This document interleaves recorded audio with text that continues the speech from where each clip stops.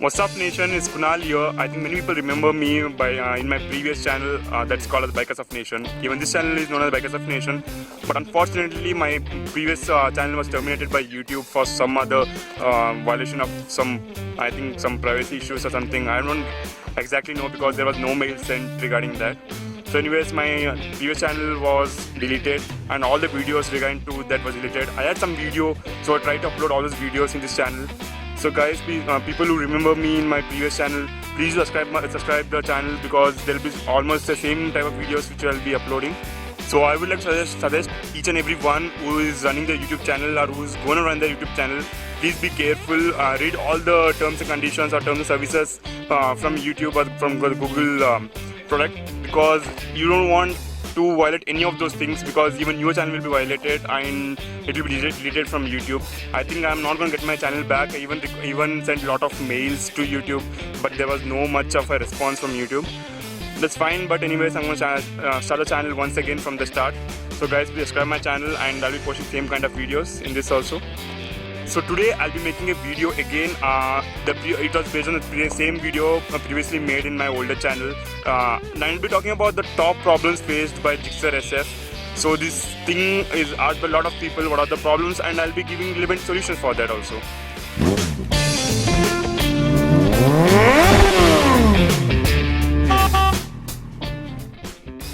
So I'm having the dual disc variant here. So the first problem I'll be talking about is a rear disc problem. So many people face this problem actually. The problem is that whenever you just turn the tires are really tight, so it doesn't turn so easily. And many people tell that it's because of this disc. The discs are really tight. I mean the brakes, the pad brakes which are here. So these brakes are really hard. But the thing is that, guys, the disc brakes, so probably these brakes are really closer to each other. The brake pads which are here, they are really closer to each other, and that's almost near to this disc. So literally when you just turn the tires, you feel that there's a little friction over there and doesn't turn so easily. So that's totally fine, guys. So it doesn't affect your performance much.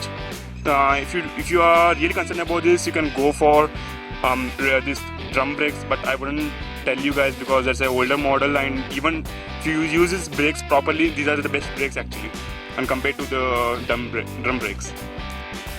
So coming to the second problem, that's basically about the overheating issues this bike has. Many people complain that the engine is heating too high, and it's really difficult for them because that hot air comes directly towards your legs. But as you know, guys, this is a air-cooled engine. So basically, the materials which are made, made here are of high melting point. So basically, it heats up, it expands little, and even gives out that crackling sounds which people complained a lot. So that's absolutely fine. Just be careful that not to cover off all these vents here, because these things are completely aerodynamic and they just direct the air from here to the engine so that the engine gets cooled better. And don't add anything in this place, so that if you add anything in there, that will affect your engine cooling more. So coming to the third problem, that's not a problem actually.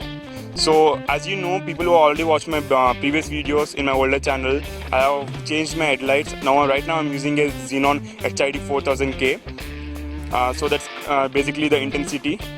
So these lights, people ask me that is there any problem with your battery or anything, because you have been using this light, the modded lights, for a long time. And guys, to tell you, it's been more than 4 months now. I think more than 4 months, 4.5 months or 5 months nearly. I'm using these lights and still I got no problem with the battery, no problem with the lights. Everything works perfectly fine. So guys, just you need to see that you go with a better products, a little trusted products. I know there is no aftermarket products from brands like Philips or Osram. But basically you can go for a really good products that are available online, which has a lot of good reviews, so that won't affect your battery directly. And even I have changed my on. So I'll be giving a sample like how my headlight looks. I even changed the pilot lights. You can see that's white. Pilot's a white here. And the other thing is that my headlights, I'm switching on right now. It starts up slowly, and within just 20-30 seconds it heats up and completely becomes too bright, and it's completely white. You can see there. It's becoming as bright as possible. And the road is clearly visible and it's really awesome. I just love my lights. because the stock lights was really horrible. Many of the people who own GIXXER SF bikes or GIXXER bikes, they know how the headlights are. So it's not night here, so I can't show exactly how it looks. But so coming to the fourth problem, so many of the people also told me that they face this power loss problem with GIXXER SF. So even I faced the same problem just 1 week back, because I was not facing the same problem before, but it started just 1 week back. So I took my bike to the service center and they were like there was no problem with that. They gave me all those reasons that because I used to keep all those things under my bike, it was caused from that. But that's not the thing, because after that I went to them. I forced them to check the bike thoroughly, and I got to know that there was some problem with the carburetor, because there are two variants. There's a carburetor variant and there's a FI variant in this bike. So mine is carburetor. So there was a problem with the carburetor, and they checked the carburetor thoroughly and they cleaned it and everything. Now I got no problem with that. I got no problem like power loss and everything. So guys, people who are facing this type of problems, please go to your service center and tell them that there's a problem with the carburetor, because the same thing happened with me. And also I need to tell you one more thing. You see this pipe here, right? This pipe here. So just be careful that this pipe shouldn't cross this body here. So just keep it backside so that it doesn't affect your paint, because it's really hot actually when you ride it for a long time, and because of that there's weight of paint here. So keep it aside, keep it far from the body. That'll be good. And also one more suggestion is that whenever you switch off your bike and you're not riding your bike for more than 5 minutes or 10 minutes or more than 10 minutes, just be sure that you just switch off the petcock here, so that there is no flow of petrol to the engine anyways. Because when you do this, you can save a small amount or a small percentage of fuel, because when you start the engine, it consumes more fuel than the standard. There's one more problem that's solved. And one more thing, many people owning this bike normally doesn't know is that what is the perfect tire pressure or good tire pressure to maintain this bike. So basically what I maintain is 30 in the front and 34 in the back. Normally from the company, the standard pressure is 29 psi and 33 psi. It's up to you guys. If you are going with a pillion every day, I think you can go with little higher, because if you don't go with little higher psi, then the air pressure may get decreased very soon. So normally I go with like 30 and 34. That'll be good. And one more thing you guys need to be careful is that whenever you go to these shops to fill air in your bike, be careful guys. So the people there, I mean the shop guys say that bike kuch hota nahi hai, you can go for 45 laga lo, 50 bhi laga sakte hai, tubeless tire hai. Don't do that guys. The thing is that because if you go for a lot of pressure in your bike, you won't get much of stability, or even when you apply brakes, your bike may skid easily. So be careful with this thing, okay?